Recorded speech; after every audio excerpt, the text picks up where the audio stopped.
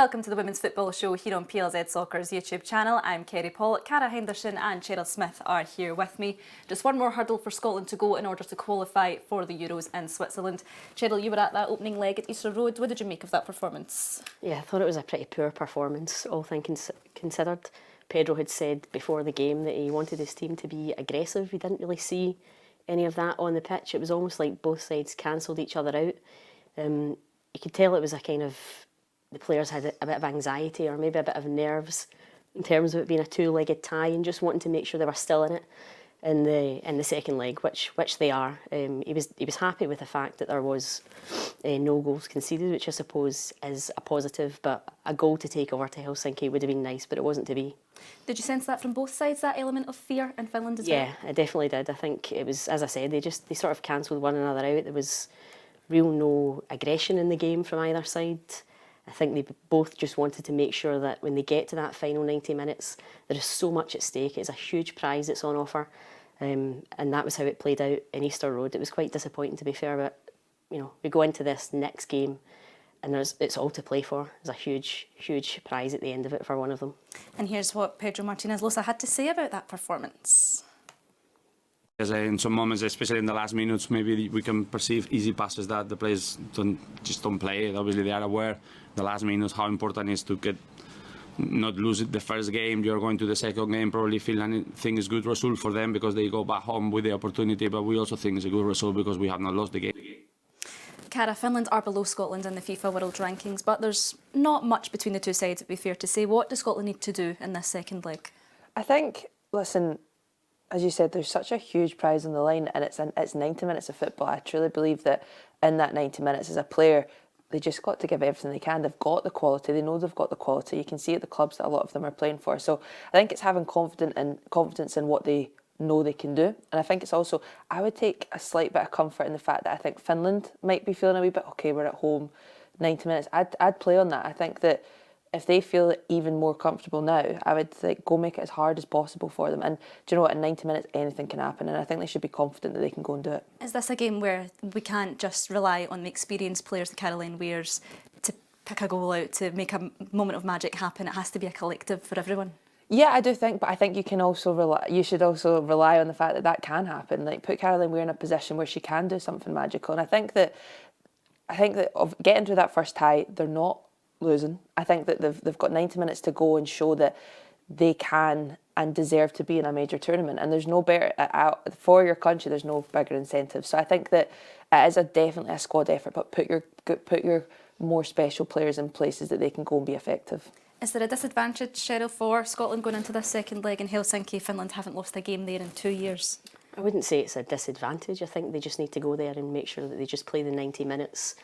It's difficult, but if they can try and focus on just not what's at the end of it, but just playing that game, just picking up on something Cara said there, the Caroline Weirs and the Erin Cuthberts, I think if the game's going a certain way, but it looks like it's a stalemate, both sides are not really being brave on the ball or coming forward, then Scotland have that in their armoury where those two players can step up and do something special that could be the difference. On to the manager, Pedro Martinez Losa. He has failed to qualify for 2 major tournaments. Does his future rely on this game? I think it does. I think that he has signed that new deal last year. He's not qualified Scotland for any major tournaments, which is the remit of the national manager. I think, it's in terms of when you compare it to a club manager, they're there to win trophies. He has to get Scotland to major tournaments. Hopefully it does happen, but I think if it doesn't, I think that is a discussion that certainly will have to be had. Just on something Cheryl said there, Cara, about it's different for a club manager. Is there a different pressure on a manager who manages a national side with the expectations that they have? Yeah, I think in both sides of Scotland's game as well, you see that it does.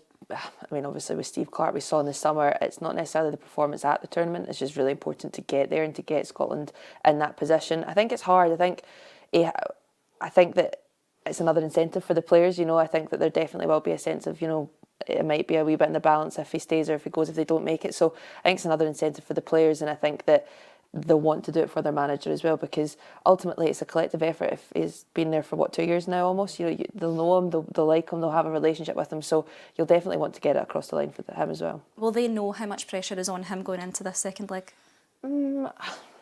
I don't know.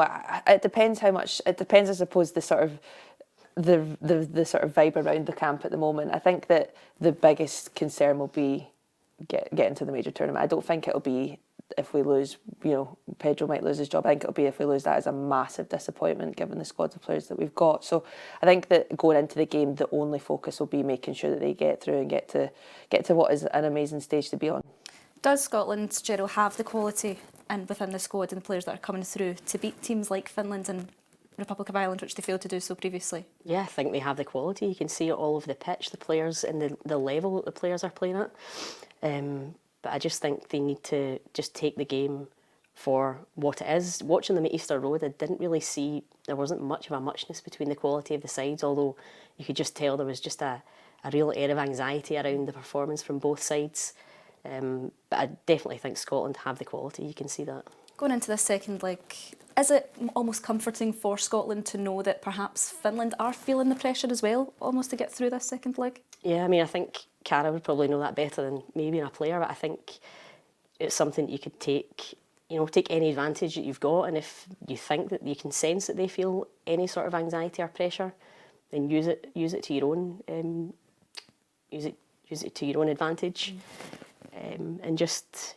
Yeah, I just think that could be something. I don't know if that was something that the players will be speaking about or that the manager will even highlight, but I think it will be. I think the message from Finland might have been get through Friday night, and then we're home. As you said, there's not 2 years they've not been beaten. We're at home. It's our. You'll have our own fans. I think that will have been the message that will have been given, and I genuinely think if you're a Scottish player and they've got nothing to lose in this next 90 minutes. There's nothing to lose. Everything's on the line. And I think they could play on that sort of maybe confidence of the fact they're at home and the fact that maybe they'll think, okay, if Scotland get out the traps nice and fast, they'll totally spook them because it is a big game. I think the whole, the fact that it was a wee bit of a stalemate, I think that one goal, whoever that goes to, will be huge because at that point the other team have to react. And I think if Scotland can get that first goal, I think that would be key.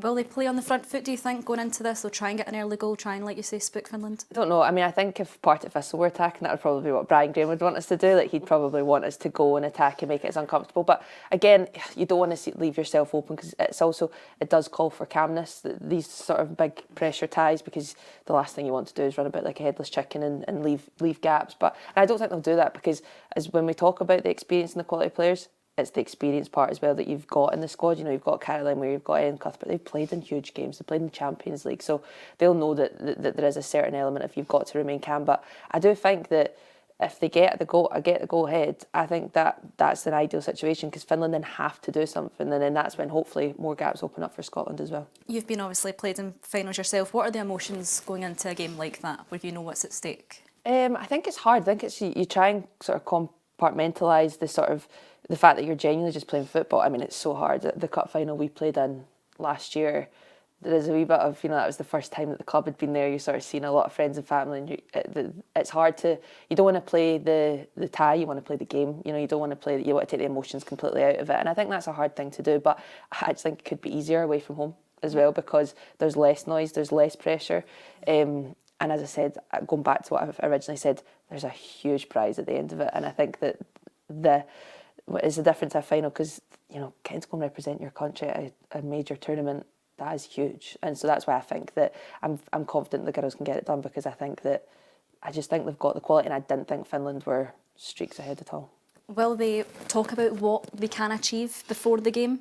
Will that be in their mindset? I don't know. I think it'll be very much try to take all emotion out of it and just it's just a game of football for 90 minutes. Go and be better than the person opposite you. I think that'll be very much the message.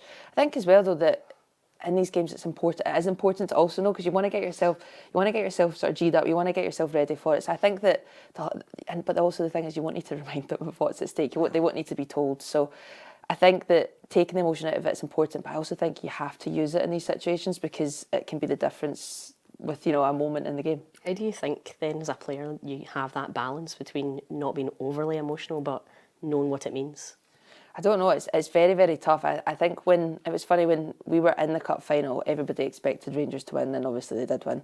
But after it there was such a deep disappointment because in a one-off game, which I suppose this is kind of what it is, anything can happen. Absolutely anything can happen. And I think for us, that moment when we got the equaliser, there was such a massive elation at that point. And then when we didn't get to half-time, a draw, there was it's deflation, and you want to avoid, I think, those high moments when you're like, oh my God, we've just scored, but also the low moments of, God, you know, what does this mean? So that, for example, Finland will go, you want to remain calm and be like, okay, that's fine, we can still get back in it. You don't want it to be too low. Obviously, the flip side of that is if they score, they can't get complacent. So it's definitely tough, because I think I'm a player that plays with emotions, so I wouldn't say that it's a good idea to take it out, but I think that they've also got to use it in such a big game. Absolutely. Well, fingers crossed. Should we do a prediction? Cara, what do you think? I think Scotland are going to get through. I'm confident. I don't know what the score will be. We'll go like 1-0 or 2. I don't think it'll be tight. I don't think it'll be like they'll go and beat them 6-0, but I think 1-2-0. Cheryl? I think it'll be a narrow 1-0 victory to Scotland. Well, hopefully Scotland get there in the end. On behalf of myself, Cara and Cheryl, thanks for listening and thanks for watching.